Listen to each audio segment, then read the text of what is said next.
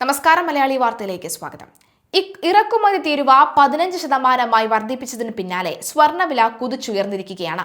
ഇന്നലെ മാത്രം 1,12,920 രൂപയായിരുന്നു ഒരു പവൻ സ്വർണത്തിന്റെ വില. എന്നാൽ ഇന്നത്തെ വില 1,23,120 രൂപയായി. അതായത് ഒറ്റ ദിവസം കൊണ്ട് അല്ലെങ്കിൽ മണിക്കൂർ വ്യത്യാസത്തിൽ 22 ക്യാരറ്റ്, അതായത് ഒരു പവൻ സ്വർണത്തിന് 10,200 രൂപയാണ് വർദ്ധിച്ചത്. ഗ്രാമിന് 1,275 രൂപയും കൂടി. ഈ മാസത്തെ ഏറ്റവും വലിയ സ്വർണ്ണ വിലയാണ് ഇത്.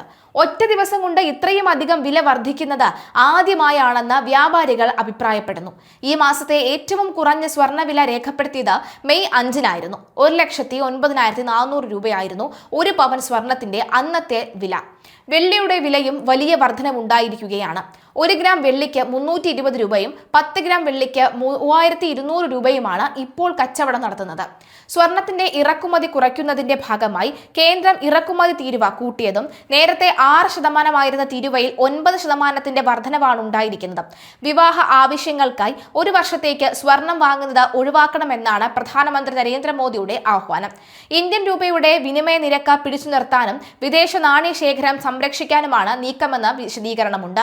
മോദി പറഞ്ഞത് തെറ്റല്ല എന്നാണ് ചില റിപ്പോർട്ടുകൾ സൂചിപ്പിക്കുന്നത്. ഇന്ത്യയിൽ ദശലക്ഷക്കണക്കിന് ഡോളറിന്റെ സ്വർണം ഇറക്കുമതി ചെയ്യുന്നുണ്ട്. 2025-26 സ്വർണം ഇറക്കുമതി 24% ഉയർന്ന് 71.98 ബില്യൺ ഡോളറിലെത്തി എന്നാണ് കണക്കുകൾ സൂചിപ്പിക്കുന്നത്. 2022-23 335 ബില്യൺ ഡോളറിൽ നിന്ന് ഏകദേശം ഇരട്ടിയായി. 2023-24 ഇറക്കുമതി ബില്ല് 45.54 ബില്യൺ ഡോളറായിരുന്നു. വെറും 2 വർഷം കൊണ്ടാണ് ഈ വലിയ മാറ്റം സംഭവിച്ചത്. 2025-26 775 ബില്യൺ ഡോളറാണ് മൊത്ത ഇറക്കുമതിയായി ചെലവായത്. ഇതിൽ 71.98 ബില്യൺ ഡോളർ സ്വർണം വാങ്ങി. 134.7 മില്യൺ ഡോളറിന് ക്രൂഡ് ഓയിൽ വാങ്ങി.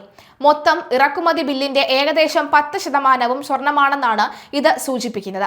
അതിനാൽ ഇന്ത്യക്കാർ സ്വർണം വാങ്ങുന്നത് കുറച്ചാൽ ഇന്ത്യയുടെ ഇറക്കുമതി ബില്ലും ഗണ്യമായി കുറയും. ഇത് ഇന്ത്യയുടെ വിദേശ കരുതൽ ശേഖരം സംരക്ഷിക്കാൻ സഹായിക്കുകയും ചെയ്യുമെന്ന് റിസർവ് ബാങ്ക് ഓഫ് ഇന്ത്യയുടെ ഏറ്റവും പുതിയ ഡേറ്റ വ്യക്തമാക്കുന്നുണ്ട്. ഇന്ത്യൻ സമ്പദ് വ്യവസ്ഥയിൽ എന്ത് സംഭവിക്കും?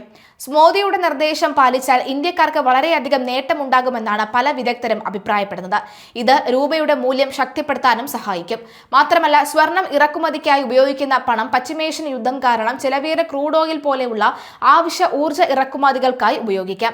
സ്വർണ്ണ ഉപയോഗം 10% കുറച്ചാലും അത് ഇന്ത്യക്ക് 7.2 ബില്യൺ ഡോളർ ലാഭമായിരിക്കും നൽകുക. ഇന്ത്യക്കാർ മോദിയുടെ നിർദ്ദേശം പാലിച്ചാൽ അത് ആഗോള സ്വർണ്ണ വിലയെയും ബാധിക്കും. കാരണം ലോകത്ത് സ്വർണം ഏറ്റവും കൂടുതൽ വാങ്ങുന്ന രാജ്യങ്ങളിൽ ഒന്നാണ് ഇന്ത്യ. അത് ആഗോള വിപണിയിൽ കുറവുണ്ടാക്കിയേക്കാം. എന്നിരുന്നാലും ആഭ്യന്തര സ്വർണ്ണവില ഉയർന്ന നിലയിൽ തന്നെ തുടരുമെന്നാണ് വിദഗ്ധർ പറയുന്നത്. രാജ്യത്ത് ഇറക്കുമതി കുറയുന്നതോടുകൂടി ആവശ്യക്കാർ കൂടുമെന്നാണ് ഇതിന് കാരണം.